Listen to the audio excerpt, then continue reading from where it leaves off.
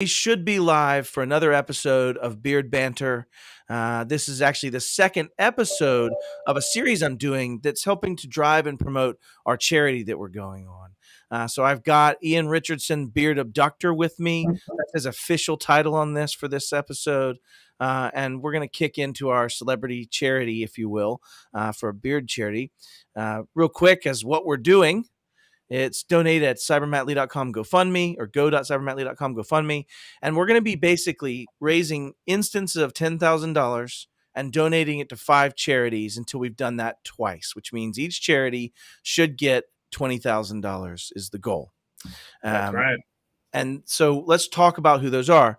We started and we wanted to focus on cybersecurity related charities and charities that were underserved, that were either new, nascent, or having challenges gathering their own funding, just in the sense of being a new charity. So we went with Women Who Code, who's actually a very well structured organization that's already been around quite a while. Hey, Jessica, it's good to see you. And Diversity Cyber Council is an Atlanta-based charity. We've got a series you can go watch on my YouTube about each of these charities being interviewed. But Diversity Cyber Council is trying to help the underserved populace in Atlanta and speaking towards trying to drive more cybersecurity people in our world, starting in the high school range, 17 years old and up. Bits and Bytes is another charity where she goes around and does speaking and education to 8th graders and less around cybersecurity concepts, around protecting themselves online, around those kind of knowledge things in that space. Hackers for Vets. It's a charity that I'm on the board of, but basically we give scholarships to exiting veterans that have a successful exit, honorable discharge, DD 214, and we'll do scholarships for a lot of different things, but mostly involving bringing technology and certs to bring people into the cybersecurity industry. And then one that's just purely selfish. I was on the board of Bike Walk Wichita for many years, and they are serving the homeless population in Wichita and driving bike advocacy and driving a lot of that stuff. So those are the initial charities. Ian and I have some plans for what happens when we get past 100,000, and we'll keep that for a later time. That's right. So what are we here to do today, Ian? Let's tell everybody what the purpose of this is. Well, the purpose is, for everyone who's watching, is for you to smash that donate button. That's right. You need to smash that donate button and start donating. But this is one of the things that Matt and I are doing. We're meeting every single week behind the scenes to keep forward progress, keep momentum going. And the commitment that he and I had talked about is to be 100% transparent. So we're using this to make sure that everyone, the population at large, is up to date. And we're also bringing in our Victa, Abducta, Kidnap, volunteers. Beard people. The bearded ones, the shavies, as I like to refer to them, the shavies, and have them come in and tell their story and share that. And who are they? What are they doing? And why are they participating in this cause? And most importantly, this is about cybersecurity. So what's a tip? These are all well-known professionals in our space. What can people do to help protect themselves a bit better?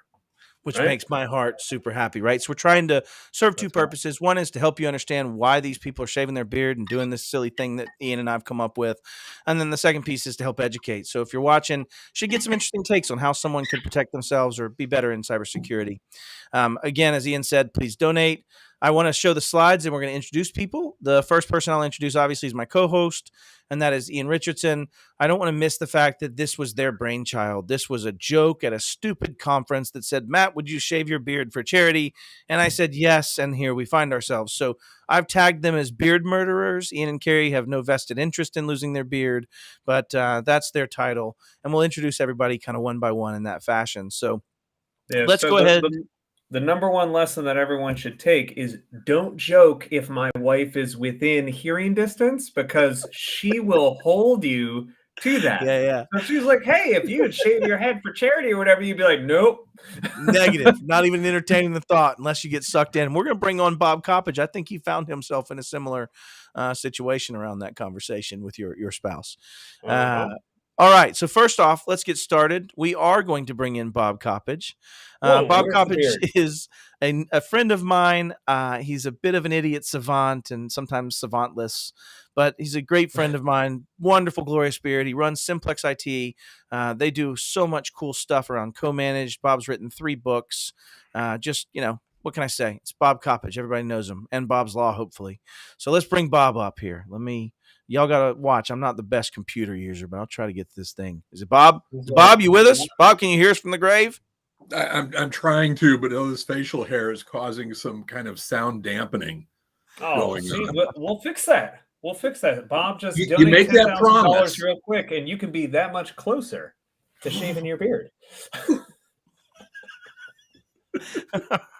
Bob, I love seeing just how excited you are, buddy, and it just makes me very happy. I gotta say, I think your beard's grown in the last year, like pretty massively. It's getting into full Santa Claus mode at this point, right? I mean, it definitely is, and it's one of those where the color of the beard, especially, is adding that whole I'm incredibly old.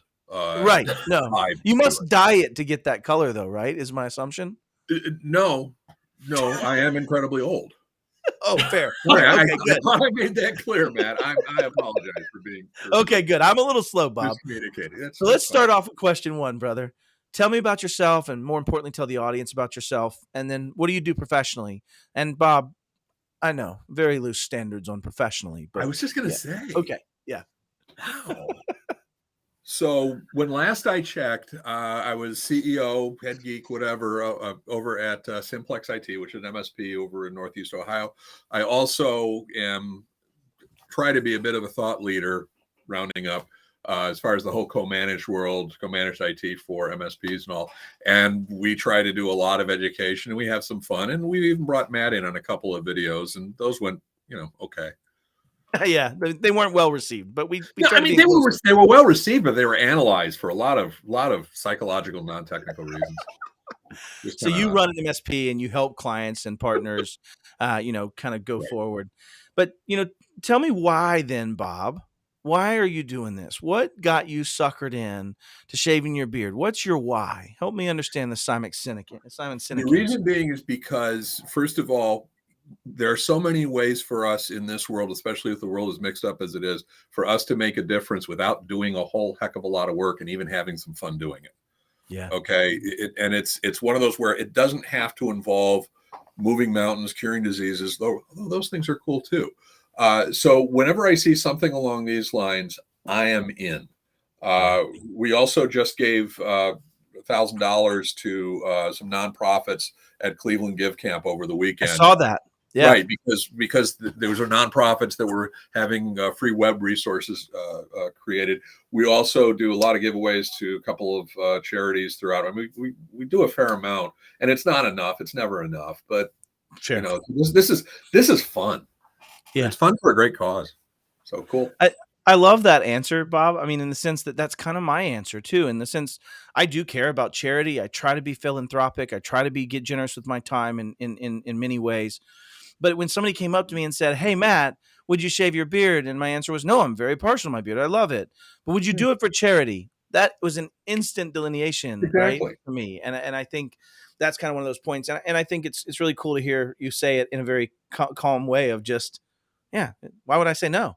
And that's kind of awesome. And it's one of the things I love about you, Bob. So now we're going to get the sage Bob advice. You got gray beard. It's been around a minute. You've seen people fail at cybersecurity. You've seen them succeed. What can someone, it can be general public, it can be related to someone in their house and their kids, whatever. What can someone do to either better protect themselves or grow their own cyber awareness in their own kind of cyber community, if that makes sense? What I'm going to talk about is more mind and attitude changing. And that is to recognize, and Matt, you and I have talked about this a lot of times, especially in my dreams. I was there. It was very nice. It was a little cold.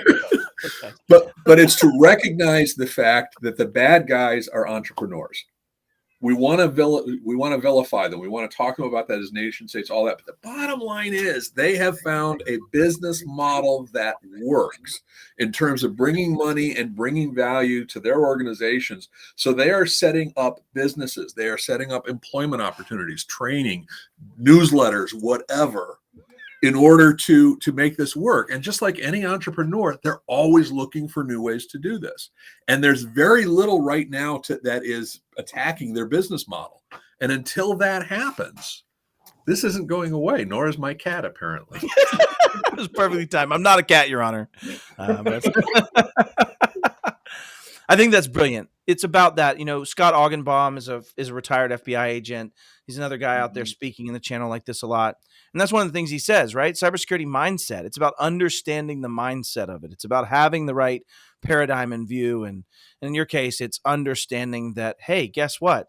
The threat actors are making money at this, which means they're treating it like business, and I also must do the same. And the one last point I want to add to this is that this argument, this discussion, this conversation is very effective if you're talking to non-technical CEOs. True story. They get the entrepreneur angle. And a lot of MSPs and a lot of internal IT folks have difficulty getting management to understand and accept it. This argument or this conversation works well for my opinion. Which is perfectly coming from the guy that is the author on co-managed IT and understanding how to empower people to do that. So it's a little bit perfect and on the nose. Bob, I consider you a friend and I appreciate you. Ian, you got any thoughts to close out Bob? And we'll bring up another guest. Bob's going to stay on with us, but he's going to go down here in the little guy section. We'll move somebody else in the big guy section. So.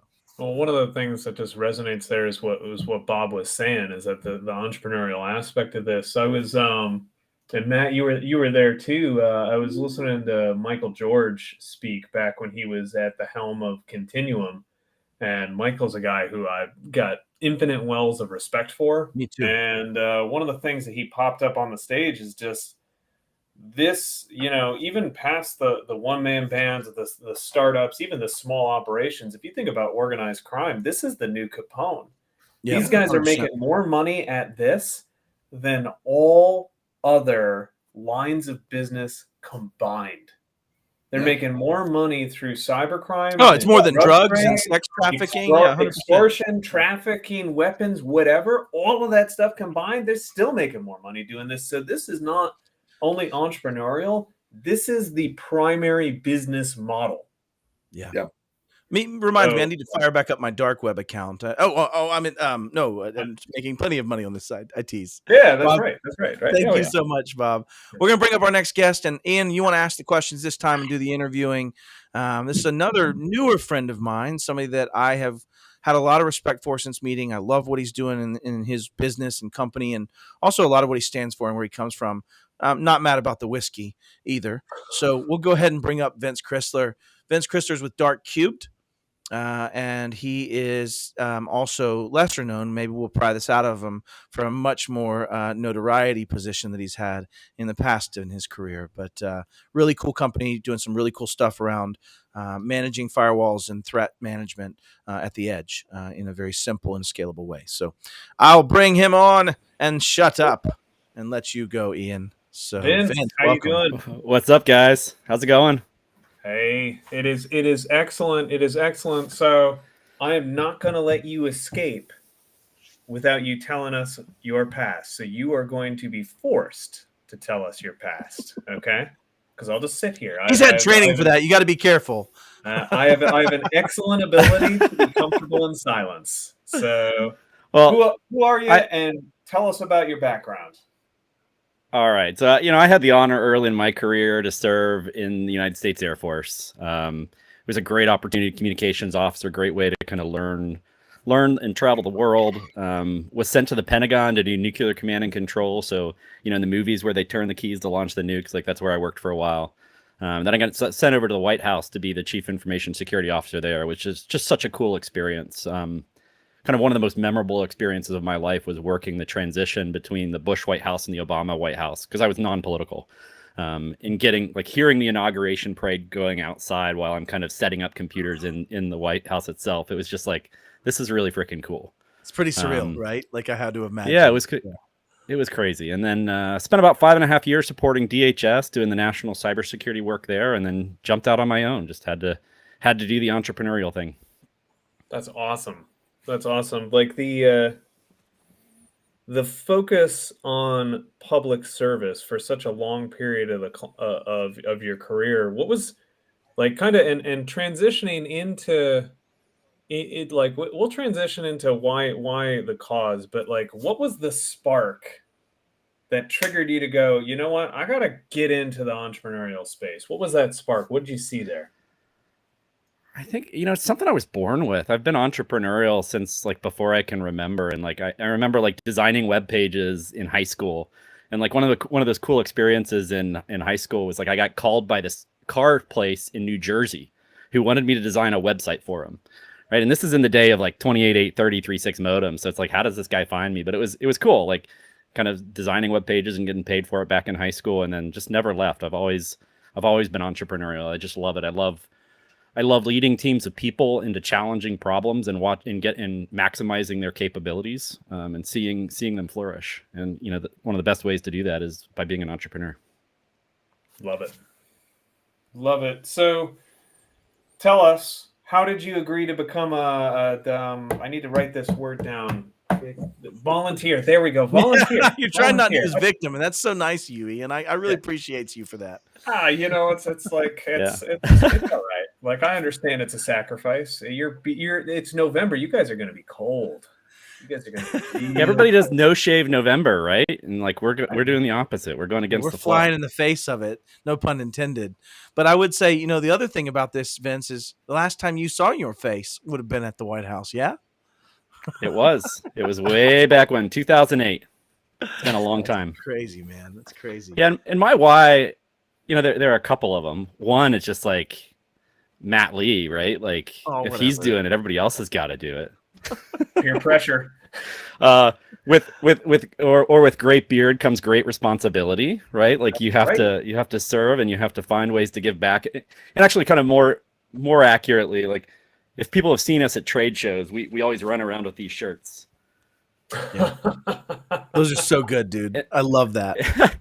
How do I get myself one of those? I'll get you one.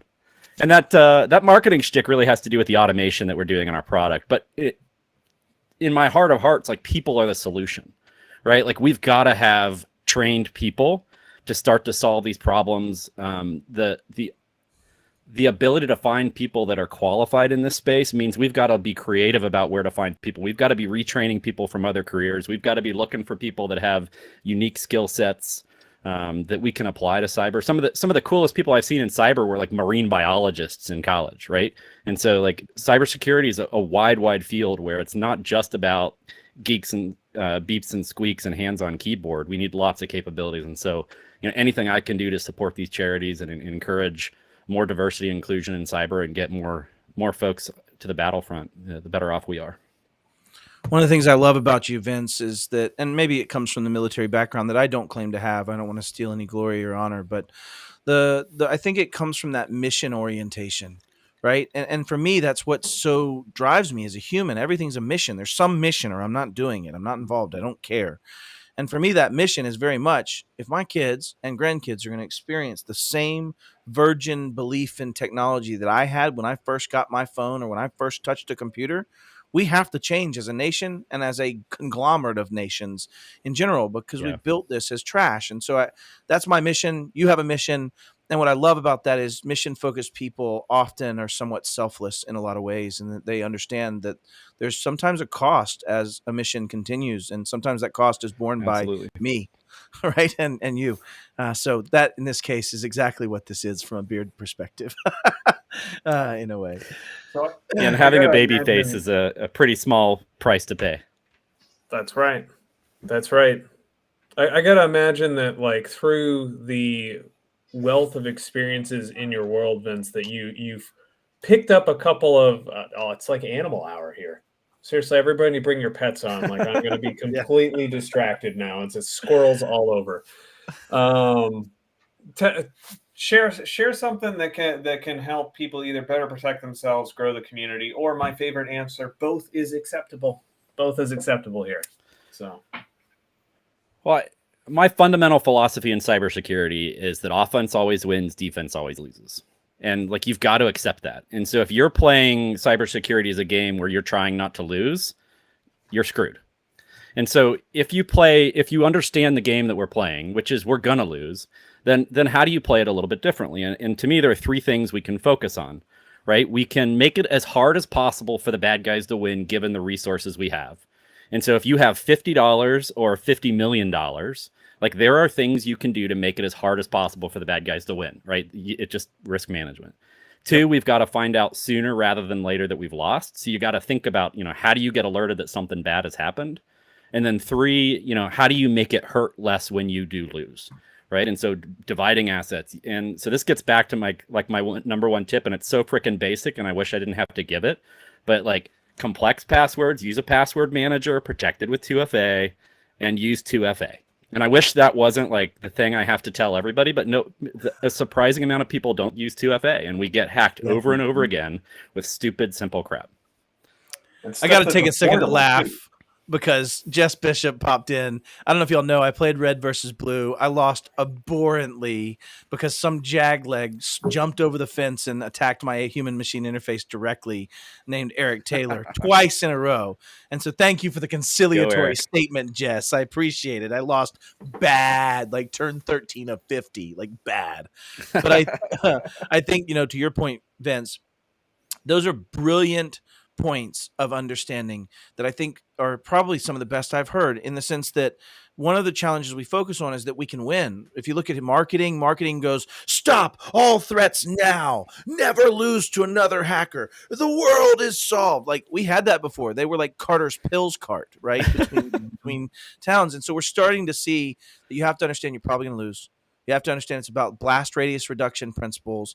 And I think, to your point, it's about applying money in the way that's most effective and efficacious to reduce and make it harder for the threat actor to win. So, like, literally perfect, as I would have expected. So go ahead, Ian, if you have anything. I'm going to nail in on that as the least technical guy that's involved in this, right? The guy who has the least amount of technical knowledge, the least technical person in a technical heavyweight endeavor.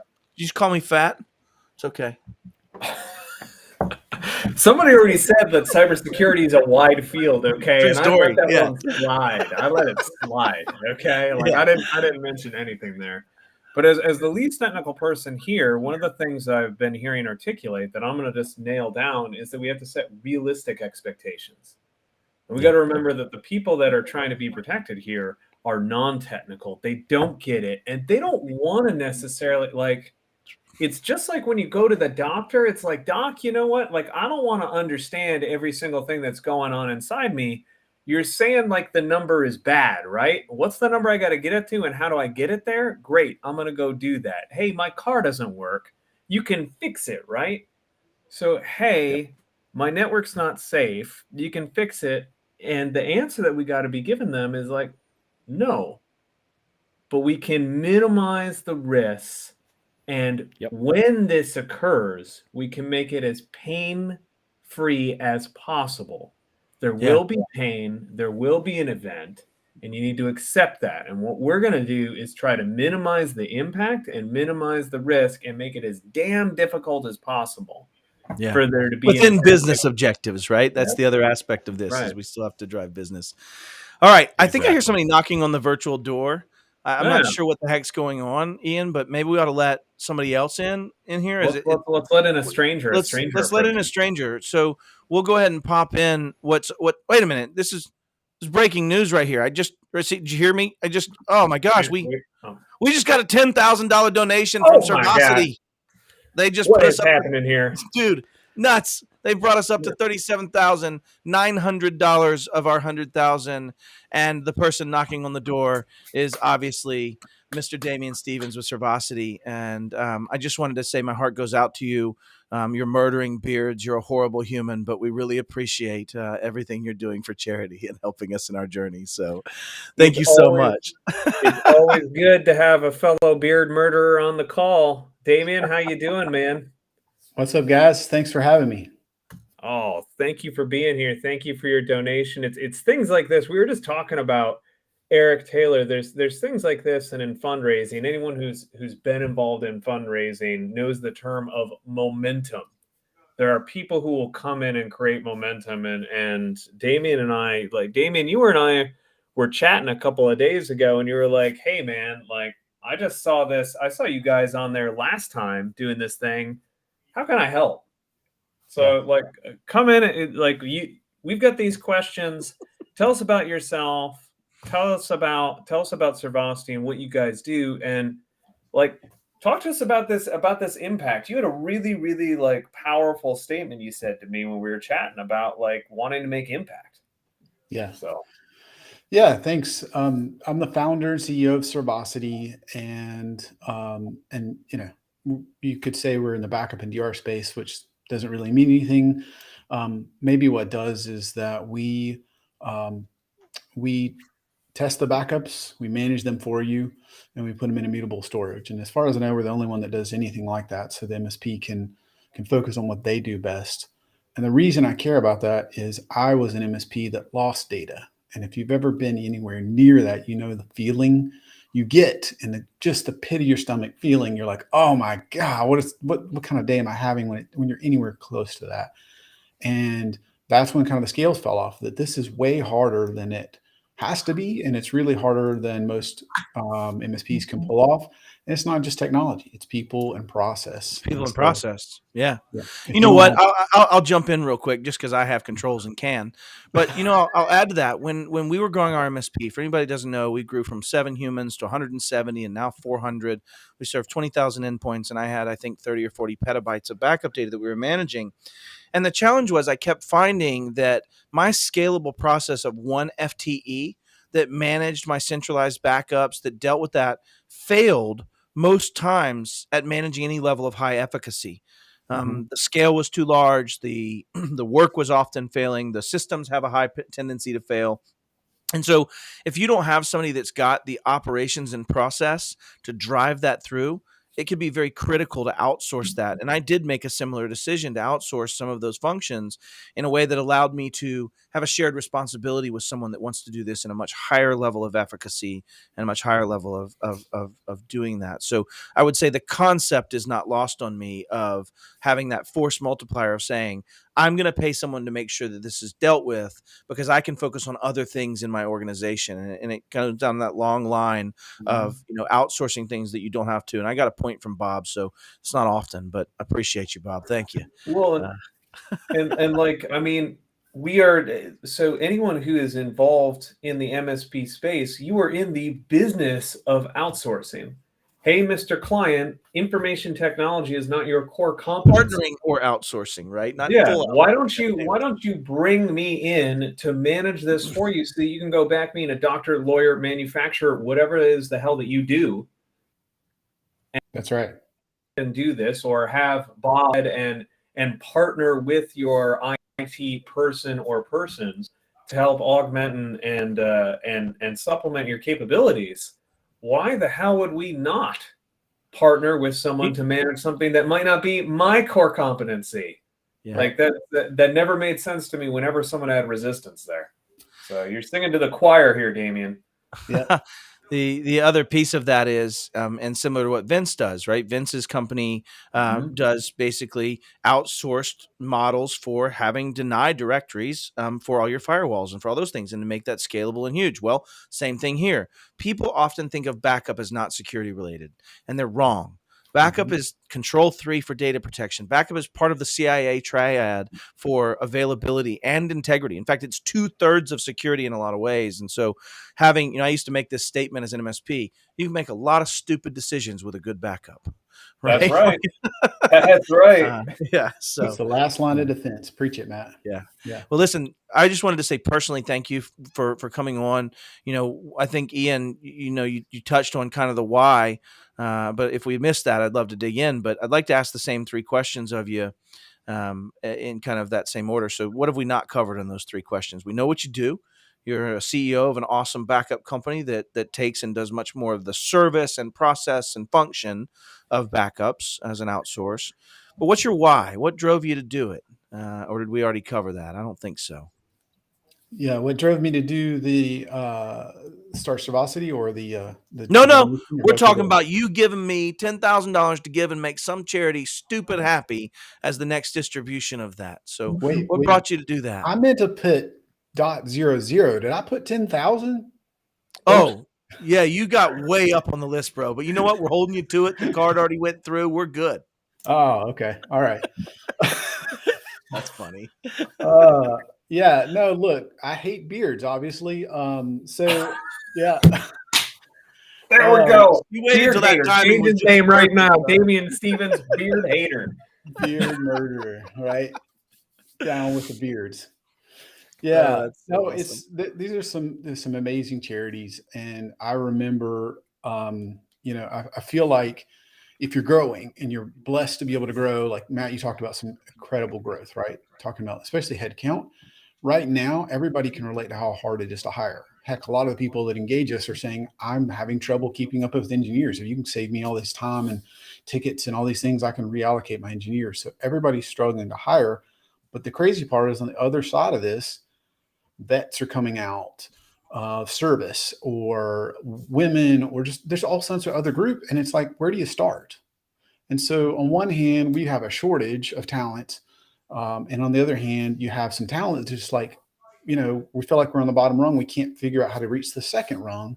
And I can't tell you how many people that I talk to that are in that situation that I'm happy to give advice. And then the other thing that's been a blessing is we, in our job postings, et cetera, we don't look for any degree. We don't look for a lot of the normal things. We are looking for those, diamond in the rough unicorns. So whether you were a vet, whether you're a woman, whether you've got a degree, we're looking for those people that are just amazing, and they're looking to get that first shot. And that's one of the best things we've ever done, is bet on people that maybe others wouldn't.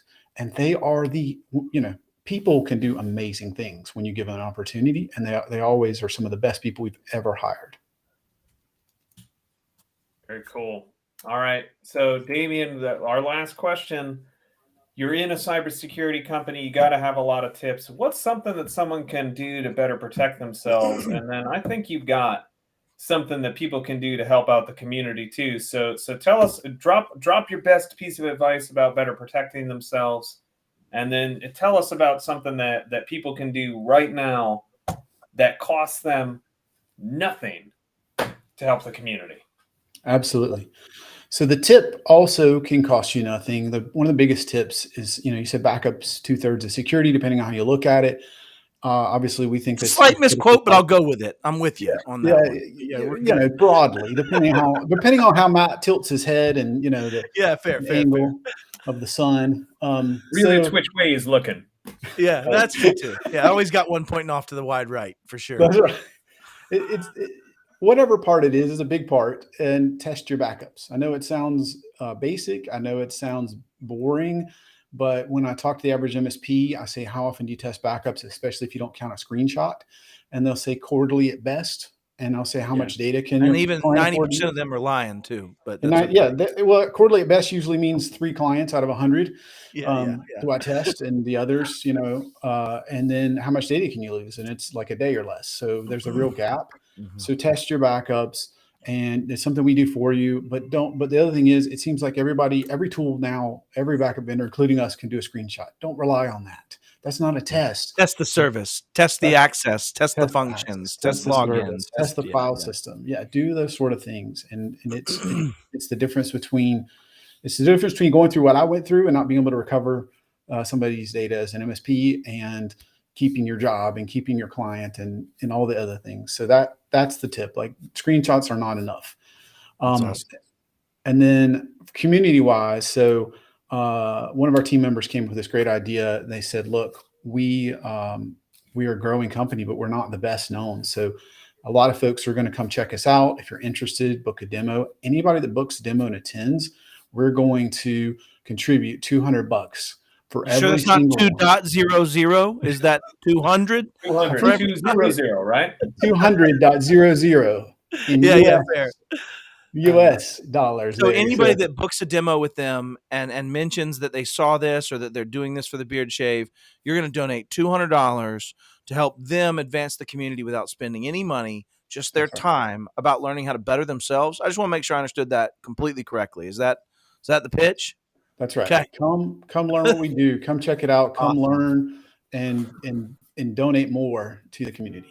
So awesome. Servasi.com/learn more. Make sure you tell them that you saw this and it's part of Beard Charity, so they can appropriately get that. And then we'll probably bring you back on to see how that impacted that aspect and how much more money we can pry out of your hands for our charities. So this is a win-win. That's right. And genuinely, as we close out, I want to say thank you.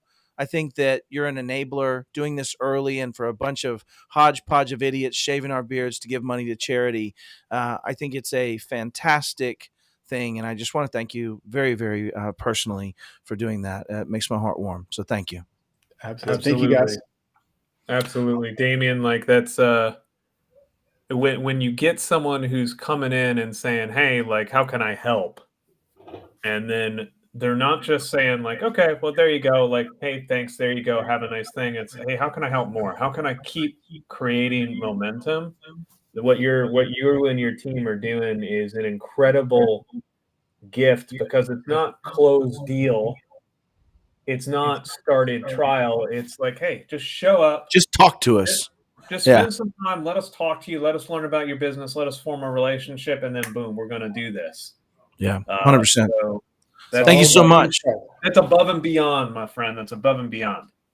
We're going to be conscious of everybody's time because I'm trying to keep this right at that 45 yeah. minute. We got 2 more guests to come. Damien, you rock. I know this came together this morning. I'm so happy to be able to include you in this, and I want to thank you a lot. Okay, I want to do a quick recap, though, of our major donors that we've had and the people that have come in to this.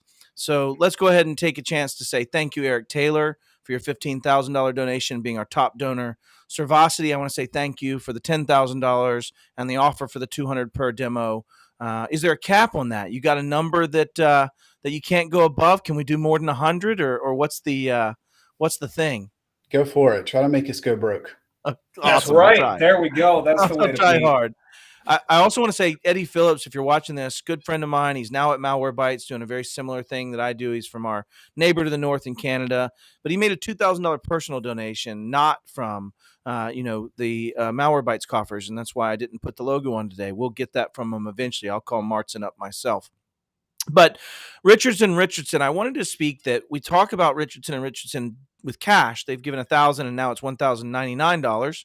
But they've also given over $10,000 in kind donations, in time and in effort, and in sending out thank yous, and in coordinating meetings with different vendors, and in reaching out to those things. And so I want to say thank you, to Carrie and Ian as well, and the in kind aspects of what they've created, as well as their own cash and hard earned time.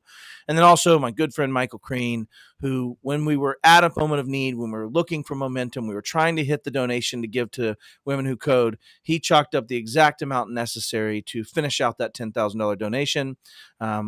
Also, we're going to be donating and getting these 2 donations out because we have one more to distribute, which is Women Who Code, and then we have another one to distribute in the following charity that's coming up. We're waiting on Mike to get out of his COVID hospital. He is in the hospital right now with COVID, so any thoughts and prayers we can extend to Mike. He is not fully on oxygen, but they are dealing with some of the complications and implications of that, and just say a little prayer for him. I appreciate it. But when he gets out, we're gonna do the distributions of those 2 out of the GoFundMe platform and distribute to the 2 charities that have earned it so far. That will be 3 charities now. I pulled up 4 fingers because I'm stupid, but that'll be 3 charities now, and you can't see me, that have earned their monies from this endeavor. And so we're really making a difference, and we're trying to distribute it as we go so we can make a difference as early as possible and not in November. Right. So that's the point. So that's it. Let's bring up our next one. Ian, Damien, thank you so much. Ian, let's go here. We're going to bring another Simplex ITer up here. Let's bring up Mr. Adam Evans. So boom. I know, Bob, apparently you're letting your people off to do stuff like this and give to charity and be wonderful human beings. So I'll take up the helm on this interview. Adam, you you're and I on have fire. won. I am, and it seems to be flickering in the background there. So hope that works. Well, smoke does that, brother. Smoke does that. It just happens. But I believe you and I have appeared on video together before, haven't we, brother?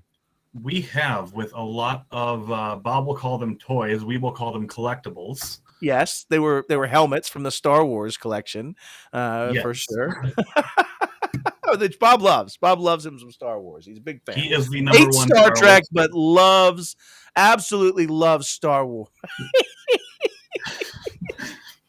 Adam, he can man, put George listen. Lucas to shame some days. I know he may start throwing things here in a second. He's got a phaser. That's amazing. I love you, Bob. All right, Adam, tell me about yourself, man. What's your background, and then what do you do professionally? We know you work with Bob and on his MSP, but go ahead and help me out. Elaborate. Yeah, so I'm Adam, obviously. I kind of got my start in the world of technology a long time ago, just tinkering with computers and whatnot. And cybersecurity was something that had kind of interested me, especially in school, was always all those restrictions that were really obnoxious. And I kept trying to find ways around them, much to the chagrin of our lonely IT admin. But she had a good spirit about it and basically said, hey, if you find a way around my restrictions, just tell me and I won't get you in trouble. So you were an early entrant in a bug bounty program. Fantastic. I didn't know what it was at the time, but yeah. But it was good fun. And then once I got done with that, graduated to vocational school, got my job doing retail tech support, ended up at an MSP where I stayed for quite a while. And now I'm over here with Bob and his merry band of people. We'll Sure. call them that today. The original term would have been idiots, but I understand the delineation. That makes sense. Yeah. Well, I want to be nice to some of them some days. I know a few are watching right now, so we'll save it for the morning stand-up. P's and Q's, right? So what do you do for Bob in your current iteration right now at the MSP? Bob, you want to repeat that? I mean, we got this one on today, but usually security compliance, and not only for ourselves, but also try to take those and cascade it down to our clients. Yeah. Especially in the compliance space, and dealing with some of those fun ins and outs. MSPs are a force multiplier for two reasons. MSPs are a force multiplier for bad, in the sense that the threat actors can use that as a way to pay to get a much larger return on their investment.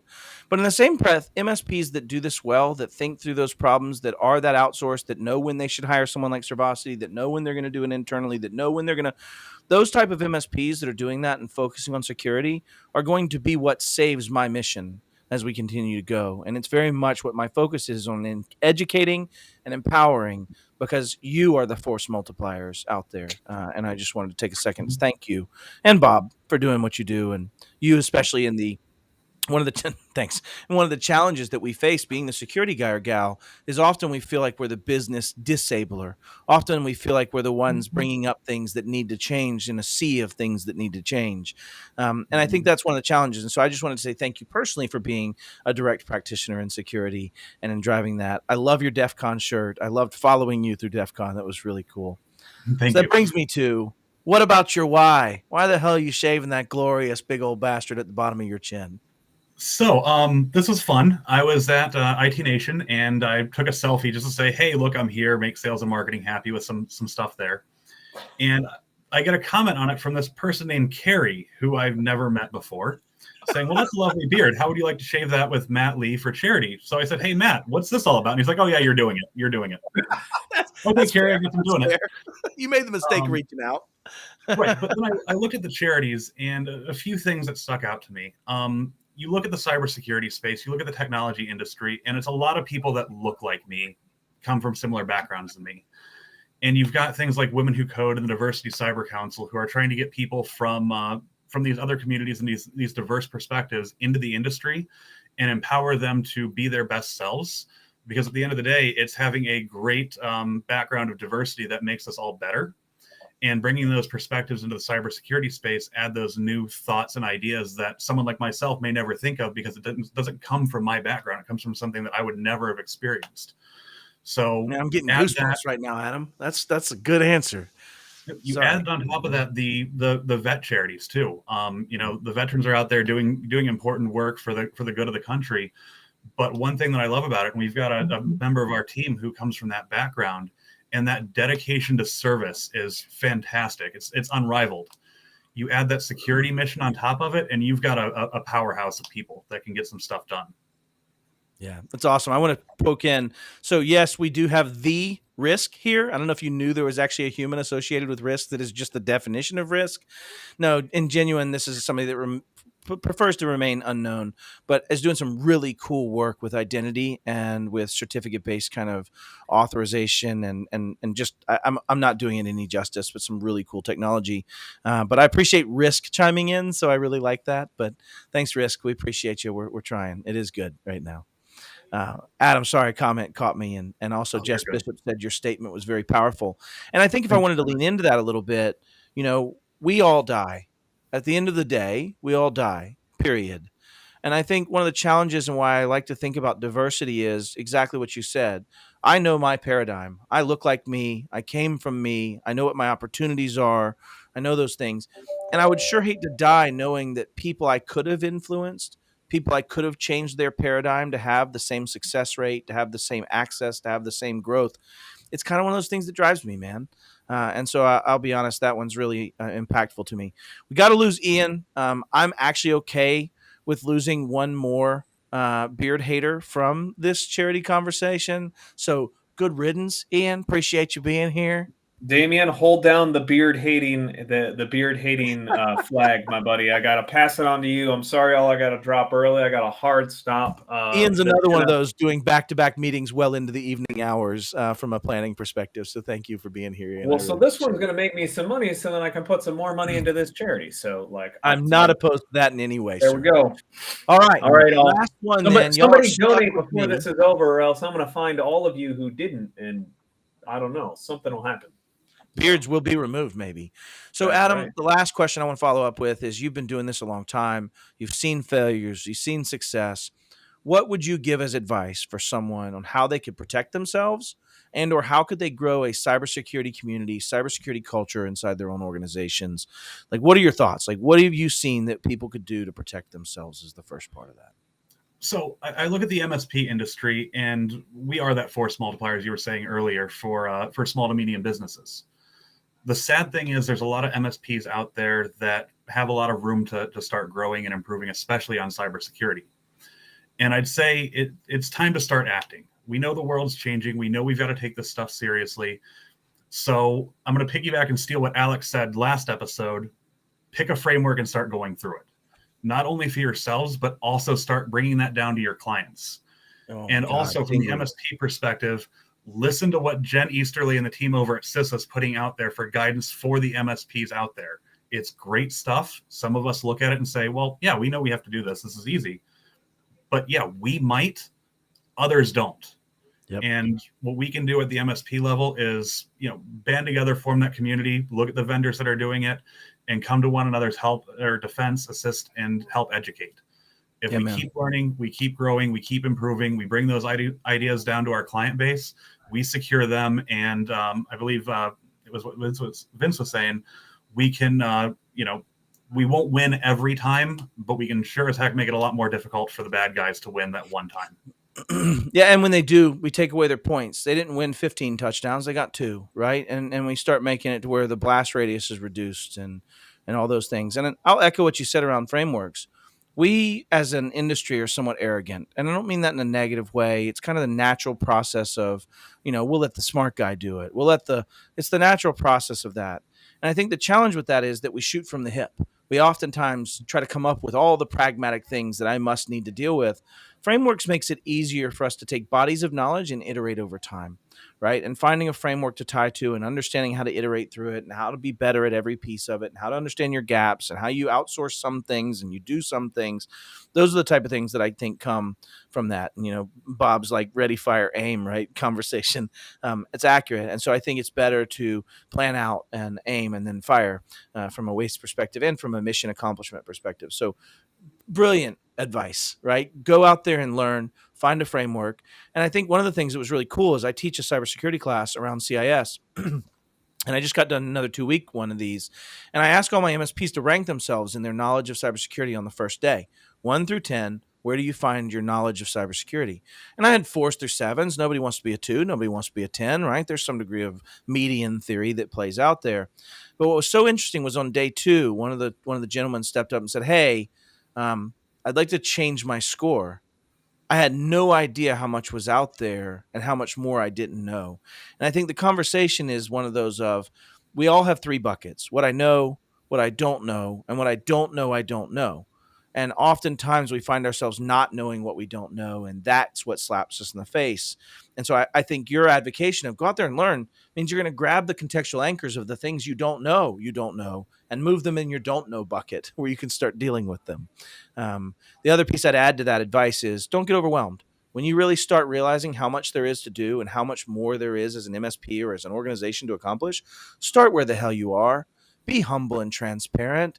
Admit where you are and work from it, and understand that perfect is often the enemy of good. Back to Vince's point of do the things you can do to make it harder. You're not going to win. So if you're not going to win anyway, then gain early points. Iterate quickly. Suck at what you do and get better, but be honest about it. So gosh, just amazing advice. Simplex IT, you guys lead kind of the charge, guys and gals, lead the charge around a lot of this. And I've been proud to work with y'all on a lot of this content and how you bring it to your market and understanding. So awesome having you here, brother. I hope you had a good time at DEF CON. Did you solve the puzzle? Did you finish the badge? I did not. I was dumb, and right before my flight left, like literally 12 hours before, I pulled a muscle in my back, so I was hobbling around Vegas the whole time, trying to make the best of it. So I let the smarter people solve the puzzle. Yeah, you ended up having to put those keyboards together in order to solve the puzzle. So there was some collaborative effort, and that's why I wanted to bring back to it. But that's awesome, brother. Thank you for being here. Any final words or parting thoughts? And we'll move on to our last, but definitely not least, victim. I'll say it for Ian because he means it. But go ahead. I'm just going to remind, especially I know a couple of my friends are watching this. If you are, and I think my mom is too, so hi, Mom. If you are doing this, just remember, I've told every single one of you, you cannot give me grief for having a baby face this winter unless you donate. So donate if you want to give me grief. That's epic. That's epic. Fair. I'll cheers to that. It looks like Vince started us off. All right. We have one more guest to bring in, one more victim that's soon to be beardless in the cybersecurity community. I'm going to go ahead and toss up. It's Brent Flam. Senior, I think he's a senior director, if I recall, Carbonite and WebRoot, OpenText Security Solutions. And I want to bring him up and ask those same questions. And I'll try to do it in the voice of Ian since we're alternating and he's no longer here. But thank you so much. And let's bring up Brent. Appreciate you. What's up, man? How you doing? Hey, it's good to be here. It's good to be here. So. Awesome to have you here. So you know the routine. You've done seen this now 5 times on this particular episode. Let's dig right into it. Tell me about yourself. Tell me about what you do professionally around the cybersecurity community or otherwise, and we'll get started there. Yeah, so I'm the least technical of all of you. I know Ian made that claim earlier, but I don't believe him. So I actually, so I was a channel manager. I was a senior channel manager. That's probably where you got that title from. Yep. At this point, I help manage distribution and our national accounts for OpenText Security Solutions. So work with the Carbonite and WebRoot product lines, and I'm just part of the go-to-market side. So I Very definitely cool. rely You on know the business more than you know security is your point, or I at least do. the technical aspect. Yeah. I mean, I don't know how it all works. I've got a lot of good stories. I know a lot of people, and that's me. I enjoy people. I like getting out and seeing what's going on out there. And I've always loved my beard because it's such a good talking point. Plus, I can't not have a beard. Like, yeah, you will for a few hours genetics, or days. for a few hours, and that's about weeks. all. So, exactly. Yeah, that's fantastic. Well, that brings me to, you've been in this community, you've been dealing with distribution, you've seen the growth and mergers in our world and understanding all those things. But we appreciate you donating your beard, and you've already just told me how passionate you are about it and how much you like it. So what in the hell would bring you to want to shave said beard then, if you don't mind elaborating? Why? Well, a couple reasons. One, great causes, and I love the fact that we're not just donating to one cause. I mean, we're bringing, we're raising money for significant money for 5 great causes. I love that. Yeah. 2, a personal reason. My kids have not seen me without a beard. Mine either. Mine either. Yeah, I shaved. I shaved probably 15 years ago, and my youngest is 14. My now 17-year-old saw me and started crying at the time. So, oh my Lord. Yeah, let's do it again. Let's. So shocking children for charity is your why. All right. No, I got you. That's good stuff, man. Oh, that's awesome. I did have to. Cry has been said. I did have to run it past my wife and make sure I had her blessing. I don't know that she's trying to help us fundraise, but it's all good. So yeah, we're gonna hit it. In fact, it's interesting. We're only at 37,000, but Ian and I are gonna start making phone calls. So anybody that's watching this that knows me and knows that I have your phone number, it's gonna turn into asks, and we're going to start driving this number up. And you actually tapped on something. One of your whys is that we're serving 5 charities. If we get through this first round and we finish the 100,000. we are going to let some of the Beard Shavees select new charities to be the next 10,000. One of the goals that he and I talked about, and it's going to start with Ian, is bringing in more charities to continue distributing this wealth and continue distributing this. So once we hit the first 100,000, the next 10 will go somewhere. The next 10 will go somewhere. The next 10 will go somewhere. And so we're going to start letting it get a little broader and a little bit more good touched from it. So if we hit our BHAG, which I won't say on air, we could do this for a really large swath of charities and make a big impact. So stay tuned. Your why is one of my whys too. And I think it's going to be awesome. Last piece of this, and then we'll close it up only 15 minutes late because that's how I roll sometimes. But what is your thought of how someone could protect themselves or build a cybersecurity mindset or a cybersecurity community? I think it's been modified as we've gone. I love it. That's how I roll sometimes. Well, fair enough. I just heard Matt again. I know that guy. Go ahead. Yeah. So Vince did just say big, hairy, audacious goal is appropriate for a beard shave challenge. Touche. It's going to be a big old pile of hair. Go ahead. I apologize. No, you're good. I think my advice is actually fairly universal. And that is the most expensive solution is the one that doesn't work. And I just see so many people either try and just slide by or cheap out. They don't do the research. They don't plan ahead. And I don't care if it's cybersecurity, if it's backup, if it's buying a car or replacing your car tires. You need to research it. You need to make the right decision and don't let money be the factor. I mean, you don't have to go after the most expensive solution, but money is not the quality. So I reinvented myself. I actually started in a completely different world. In about 10 years ago, I was a benefits broker and just got completely burned out and said, I need to make a change. And I found the same mentality that I found in the benefits world with buyers here.